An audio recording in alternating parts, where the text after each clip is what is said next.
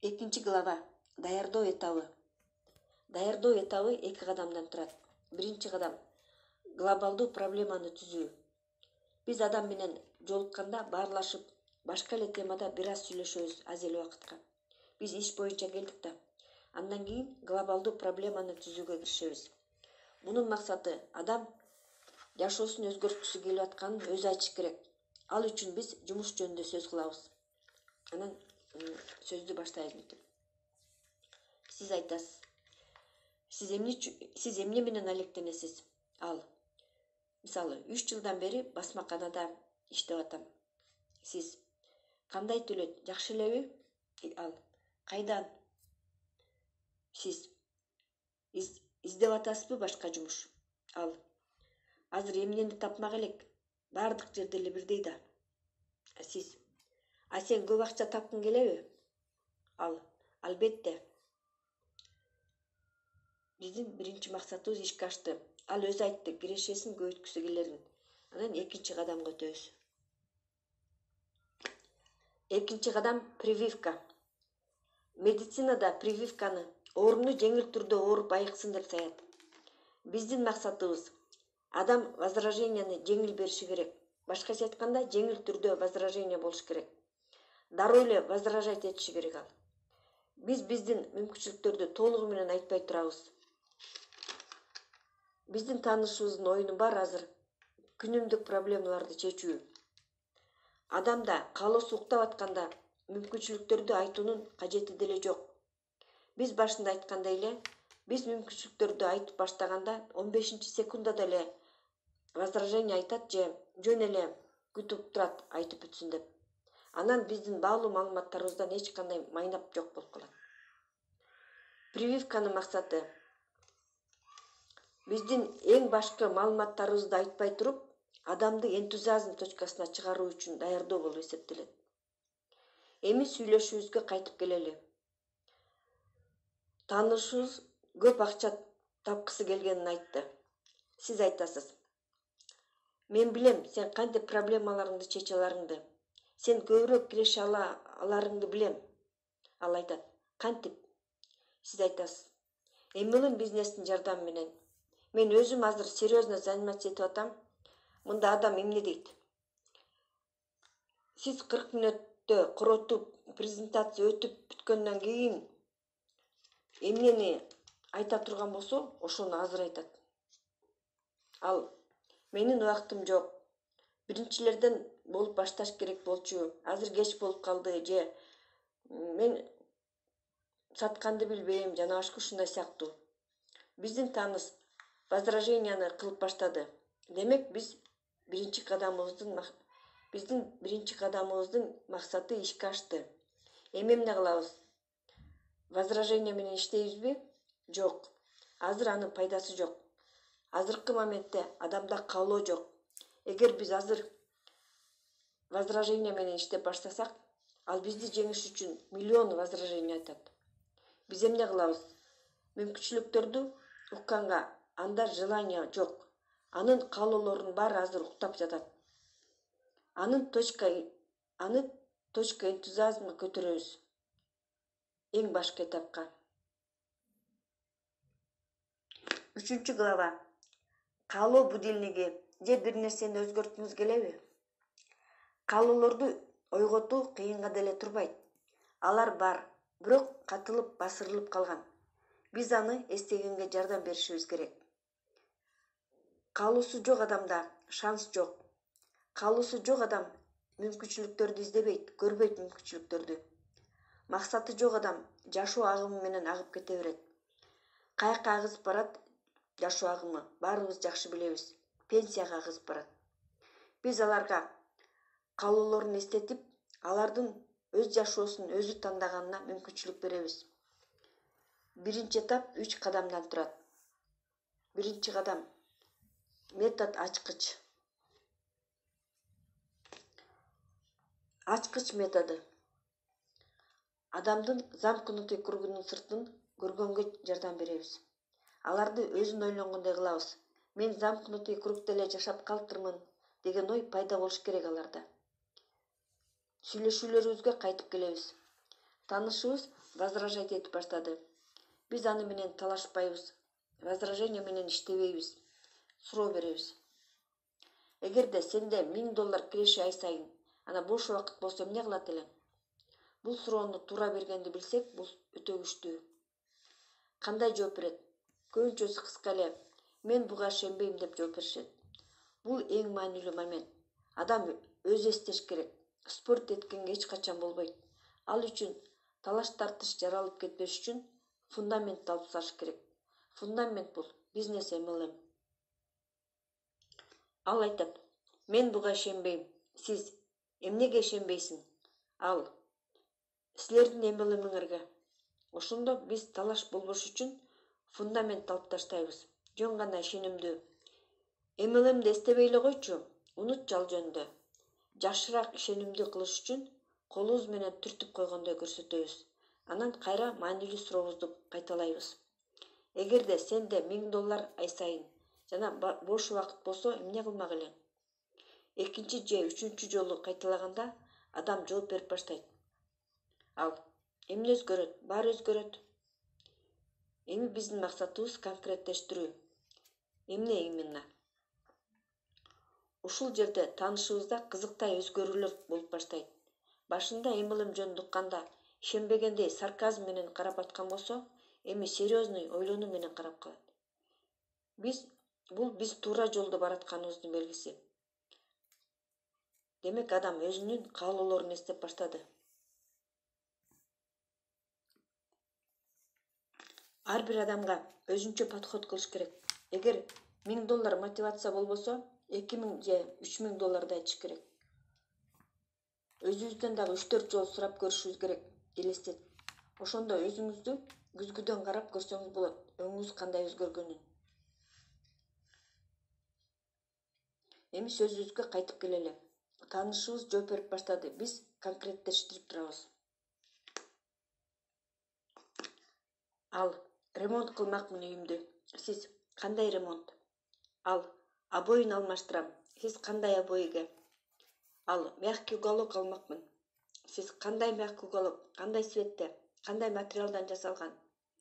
Ал сага эмнени берет? Биз ошентип ал эстеп турат экен, биз конкреттештирип турат экенбиз да. Кээде ушул шарттар эле биринчи этапка жетиштүү болот экен. Адам өзүнүн каалоосуна сүзүп кирип, кайра чоңкуп чыккандай болот экен. Мунун баары жакшы, бирок мен баары бир буларга ишенбейм деп. Биринчи этаптын максаты адамдын каалоосун ойготуу болчу. Биз өзүбүздүн максатыбызга жеттик, анын каалоолорун, максатын биз эске салдырдык да. Эми экинчи кадамга өтөбүз. Бирок экинчи кадамга өтө электе биз 3 нюансты түшүнүшүбүз керек экен. Канчалык деңгээлде ушул методду колдонсо болорун билиш үчүн. Эми баягы сүйлөшүүбүздүн башына кайтып келели. Сизде ай сайын $1000 киреше жана бош убакыт болсо эмне өзгөрөт эле? Ал: мен буга ишенбейм. Сиз: эмнеге ишенбейсиз? Ал: MLMге ишенбейм. Сиз: MLMди айтпай эле койчу, аны унутчу.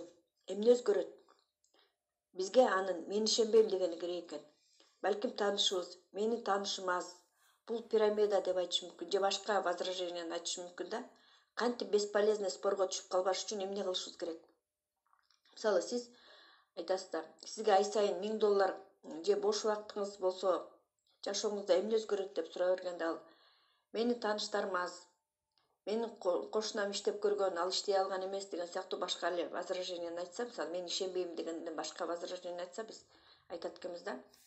Бизге деген мен ишенбейм деген сөзү керек да. Ошон үчүн биз аны мындай кылышыбыз керек экен. Демек сиз буга ишенбейм деп айткыңыз келип атабы? Деп ошону багыттайт экенбиз. Аны ооба дейт экен.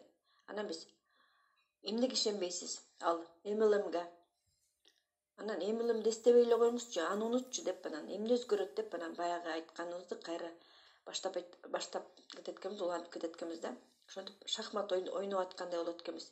Сценарийди алдын ала билет экенбиз да, ошентип өзүбүз түзүп алат экенбиз. Ошондой кылганга алардын ушу именно MLMга ишенбейм деген сөзгө келтирет экенбиз да, өзүбүз суроолорду берип отуруп. Экинчи нюанс: $1000 бул универсалдуу цифра. Цифра адамды мотивировать этиш керек жана өтө көп фантастикалык суммада болбош керек. $1000 ушунда биринчиден бул көбүнчөлөр үчүн ылайык. Экинчиден анча көп фантастикалык сумма эмес. Үчүнчүдөн чын эле бир жарым жылда $1000 кирешеге чыгып алса болот. Эгер адам 500дөн аз тапса $1000 айтабыз. Эгер адам 500дөн $1000 чейин тапса $2000 айтат экенбиз. Эгер анын азыркы доходу $1000 $1,500 чейин болсо, анда $3000 айтат экенбиз да. Эгерде адам $2000 ашык тапса, анда башкача кылат экенбиз. Анын мотивациясын табыш керек болот экен, аныкы башкача болот экен да. Үчүнчү нюанс. Көбүнчөлөр айтышат: мен өзүм $1000 таба элек болсом, кантип башкаларга айта алам? Же мен $1000 айтсам, элдер менден өзүң канча акча иштеп таап калдың десе, эмне деп айтам? Деп ошентип көбүнчө консультанттар коркушат айткандан. Анан тааныштарына MLM'дин чыныгы мүмкүнчүлүктөрүн айтышпайт. Анын ордуна MLM'дин кичинекей мүмкүнчүлүктөрүн эле көргөзүп коюшат. Ошентип сатуучулар жана скидка менен өздөрүнө сатып алып турчу кардарларды эле табышат экен да.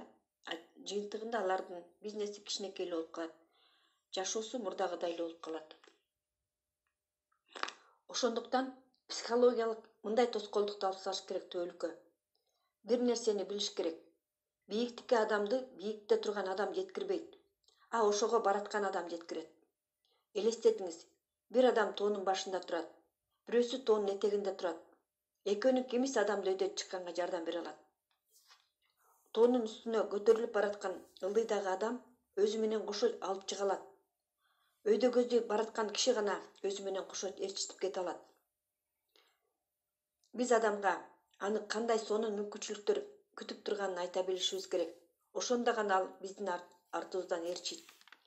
Бизде энтузиазм жана чечкиндүүлүк болуш керек. Энтузиазм менен чечкиндүүлүк башкаларга дагы жугат.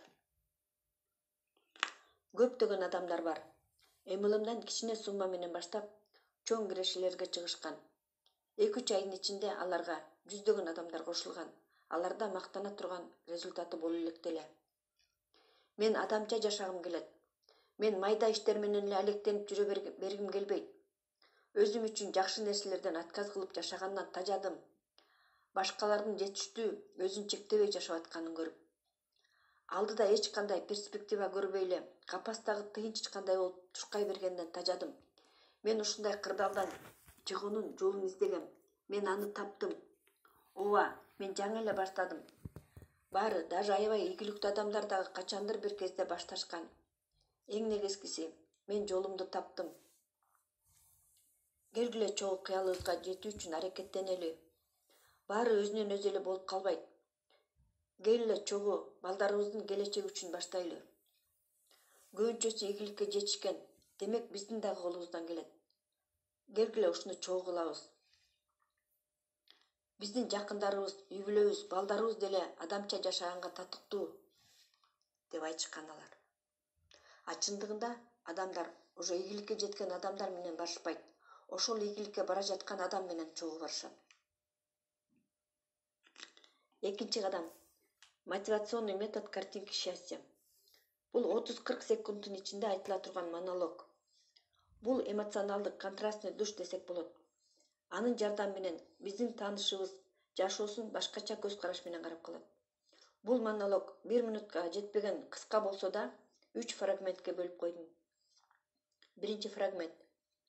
Карачы азыркы жашоону, кандай сонун мүмкүнчүлүктөр пайда болду. Мурда доступный болбогондор азыр бизге доступный болуп калганын көргөзөбүз мында. Экинчи фрагмент.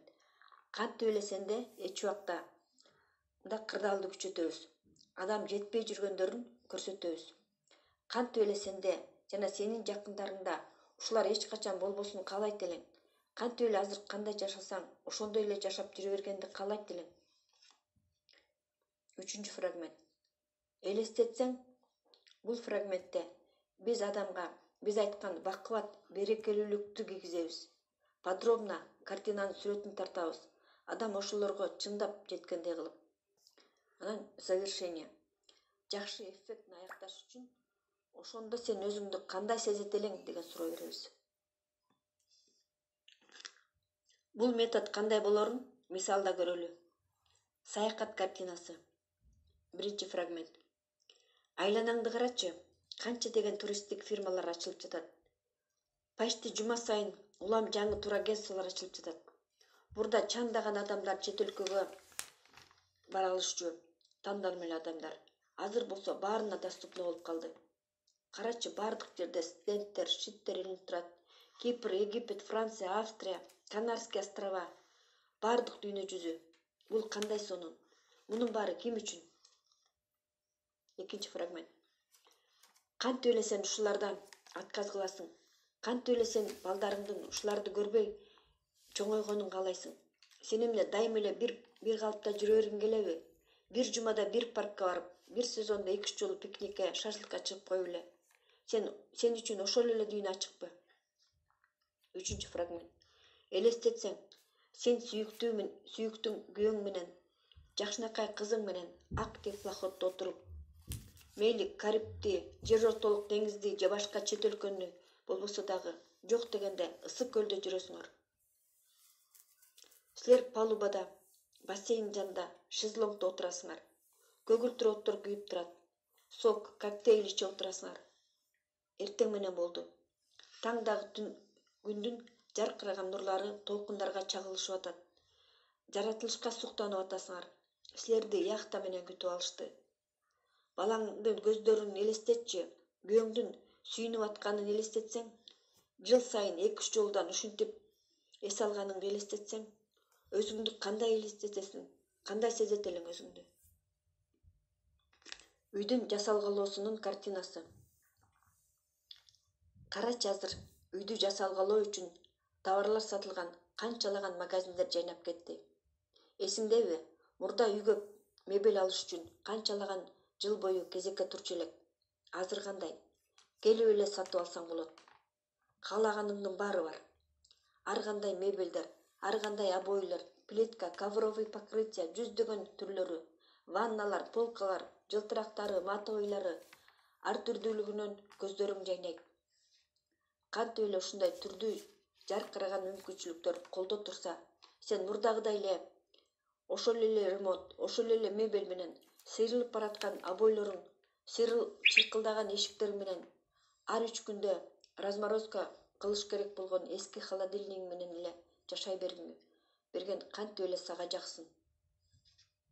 Элестетсең, кечинде сен үйүңө келсең, уютный, комфортный үйүңө, гостиныйга кирдиң, жакшынакай кооз обойлор, бутуң жумшак килемге батып турат, өзүңдүн вкусуң менен тандалган мебелдер, дубалдак картиналар, плазменный телевизор, домашний кинотеатр. Булар сенин өзүңдүн үйүң, сенин уяң. Кухняга кирсең, стильный кухонный уголок, кухонный комбайн, микроволновый печь, кофеварка, экспрессо. Анык чыныгы кофе даярдай турган. Идиш жууш машина, күндө идишти колго жууп отурбайсың. Ошондо сен өзүңдү кандай сезет элең? Примерно ушундай бул метод. Кандай дейсиз? Ушул сыяктуу картиналар адамдарга таасир береби? Албетте. Мен өзүмдүн опытым боюнча айтып атам. Аз эле адамды бул картиналар көңүл бурдурта албайт.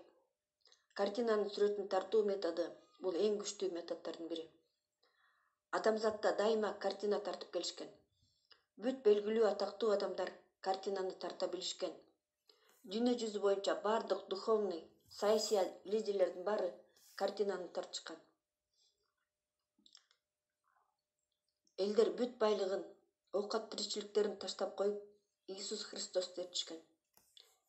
2000 жылдан ашык убакыт өтсө дагы, канча деген элдер дагы деле анын артынан ээрчигенин улантып атышат. Ал анын айткандары менен жашагандар кандай жашоодо болот деген картинаны элге тартып берген. Жана анын артынан ээрчибегендерди эмне күтүп атат деген картина тарткан. Гитлер канча деген адамды кырганга приказ берген. Ар бир солдаттын өзүнүн үй бүлөсү, бала чакасы, ата энеси болгон. Кантип ошол солдаттарды ошондой ишке барышына заставить эте алган? Гитлер картинаны тарта билген. Гитлердин картинасынан солдаттар өздөрүн жер жүзүнүн кожоюндары экенин көрүшкөн. Өздөрүн адамзат боюнча эң кыйын, эң акылдуу, эң татыктуу деп көрүшкөн картинадан. Картинанын жардамы менен адамдарды артыңан ээрчите аласың. Бизге уялыштын кереги жок. Бизде бизнес гуманный бизнес. Биз адамдарды бай болгонго, бактылуу болгонго, бакыбат жашоого чакырабыз. Биз башкаларга жардам берип, аларды дагы башкаларга жардам берүүсүнө чакырабыз. Келиңиз эми өзүбүз методубузду уланталы. Кайсы картинанын сүрөтүн тарткан жакшы? Каалаганыңызды. Универсалдуу бул көбүнчө адамдарга ылайык келет. 20-30дай картинанын темасы бар универсалдуулукка. Картинаны тартууда профессионал болуш үчүн универсалдуу картинаны тарткандан башташыбыз керек. Канчалык көп жасап практика кыла берсек, ошончолук тез үйрөнүп профессионал болуп калабыз. Андан кийин индивидуалдуу картиналарды тартканды үйрөнүп алабыз. Мисалы, адам собственный студиясы болгонун кааласа, именно ошол темада түзүш керек. Оранжерея жөнүндө кыялданган адамга оранжерея боюнча картинаны түзөбүз жана башка ушундай сыяктуу.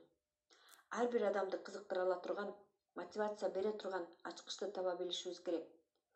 Бул импровизация деп аталат. Ал биз опытный болуп калганда оңой эле импровизация кылып калабыз. Кээ бир адамдар бул манипуляция кылгандык деп ойлошу мүмкүн. Эч кандай андай эмес. Манипуляция бул өзүңдүн каалаганыңды башкаларга жасатуу. Ал эми биз картинаны тартуу менен адамдардын өздөрүнүн ички каалоосун ойготобуз. Аларга шанс беребиз. Алардын унутуп калган кыялдарын ойготконго жардам беребиз. Алардын проблемага толгон ойлорун кыялдарына алып келебиз.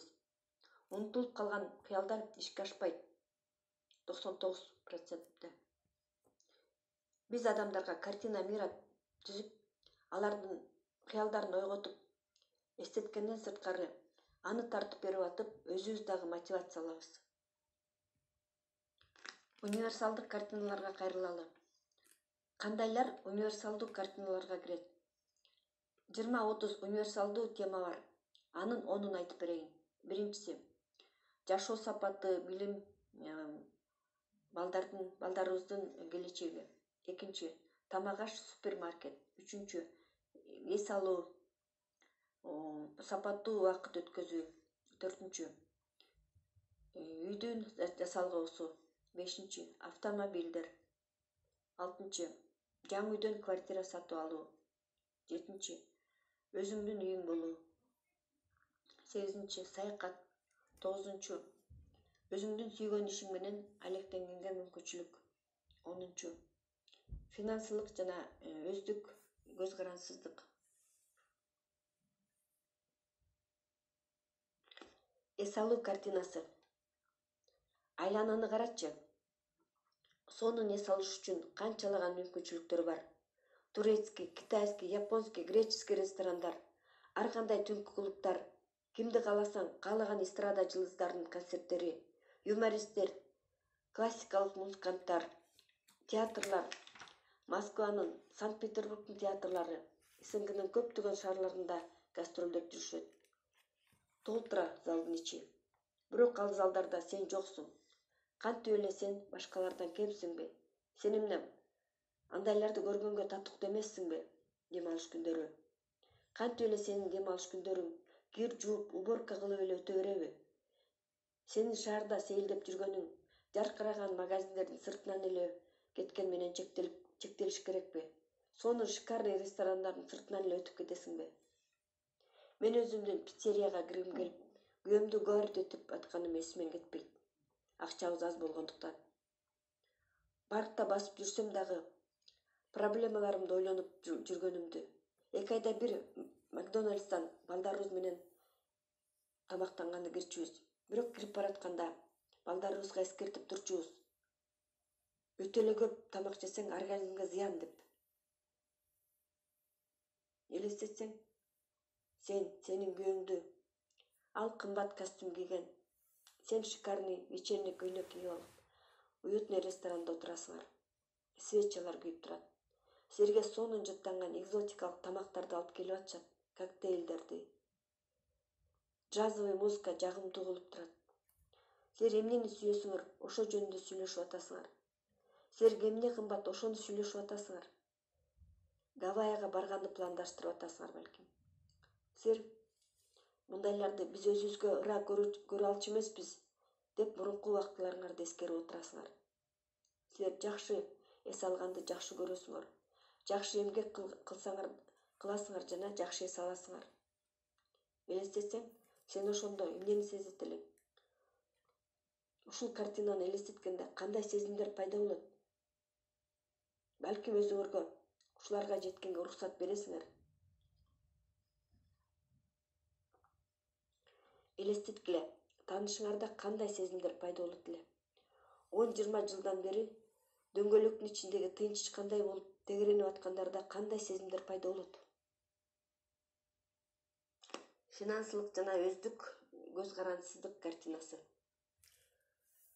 Айланаңды карачы, канча деген адамдар ар кандай расходдорго акчаны кайдан алам деп кайгырбай эле жашашат.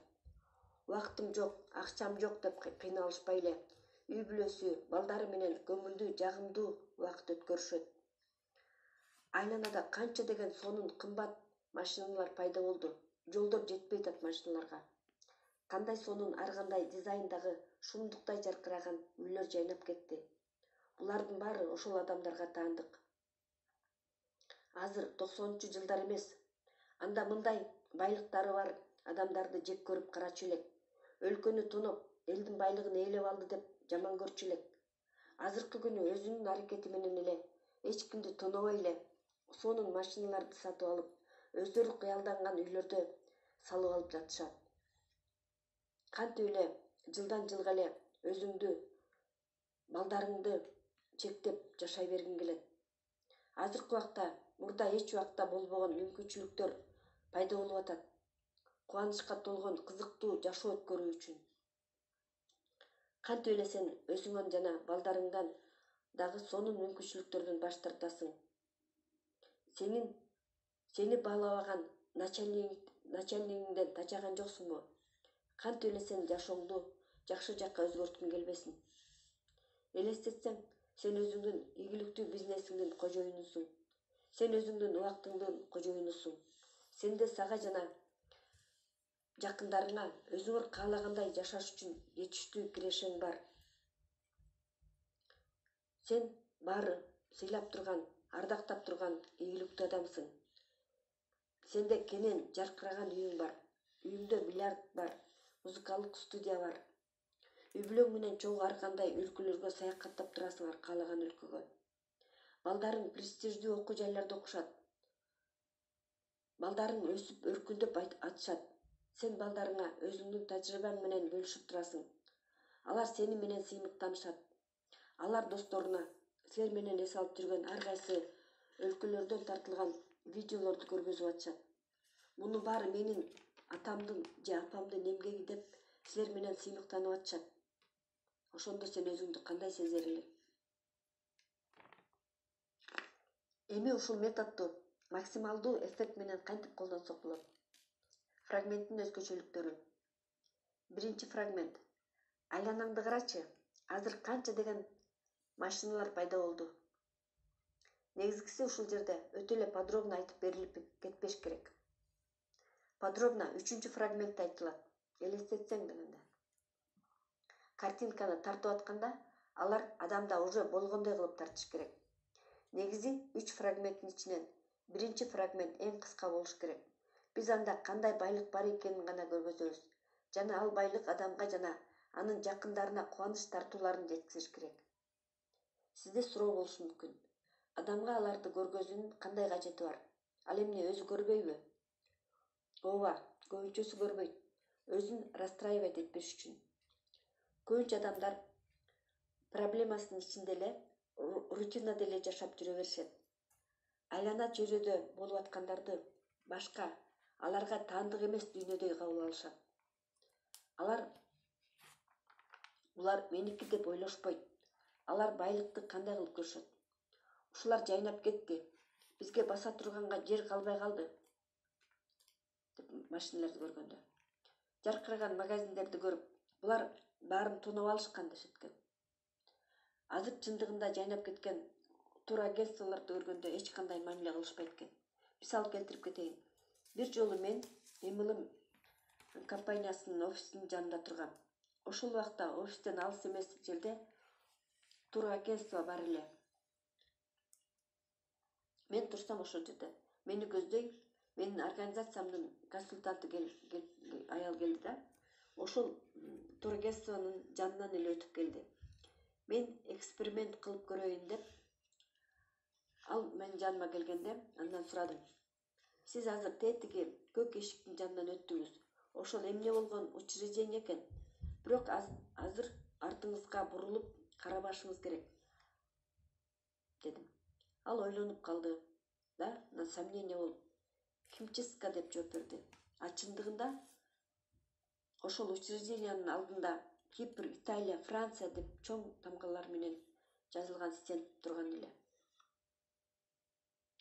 Ошондуктан биз биринчи фрагментте көп деле подробностьторго токтолуп отурбастан эле алар бар экенин, булар декорация эмес экенин, аларга бирөөлөр жетсе болот экенин гана эсине салабыз. Экинчи фрагмент. Неужели сен каалайсың? Консультанттар көбүнчө ушул жерден мындай ошибка келтиришет. Неужели сен жакшы машиналарды үйдү каалабайсың? Мындай суроого алып, ооба, мен ошондойлорду каалабайт экенмин деп жооп бериши мүмкүн. Мындай кылып айтыш керек. Неужели сен макулсуң? Неужели сени устраивать этет? Ошондо адам протест кылат. Жок, мен макул эмесмин. Мени устраивать этпейт деп. Бизге ушундай реакция болгондо керек. Адамды протест кылдырышыбыз керек. Ал өзүнүн жашоосуна, өзүнүн тиричилигине ыраазы эмес экенин өздөрү билгизгели керек бизге. Адамда ушундай протест болгондо жашоосун өзгөрткүсү келип калат. 70% да ушундай болгондо ал бизге партнер болот. Үчүнчү фрагмент. Адамга картинаны тартабыз. Ал ошого уже жеткендей кылып тартабыз. Учур чакта, эч убакта элестетсең сенде болот дебей, элестетсең сенде бар дешибиз керек. Элестетсең сенде болот дегенде менде кайдан болсун деп айтышы мүмкүн экен. Ошон үчүн элестетсең эгерде сенде болот, элестетсең сенде болушу мүмкүн, элестетсең сен ошондой болосуң дегендердин баары туура эмес экен да. Баарын учур чакта айтабыз. Элестетсең сен машина айдап баратасың. Элестетсең сенде бар. Элестетсең сен ада турасың. Элестетсең сен үй бүлөң менен аппак теплоходдо кетип баратасың. Ушундай формада айтканда тааныштарыбызда каалоосу ойгонот экен. Рутиналарынан башка жакты карай бурулат экен да. Каалоосун ойготот экен действие кылганда.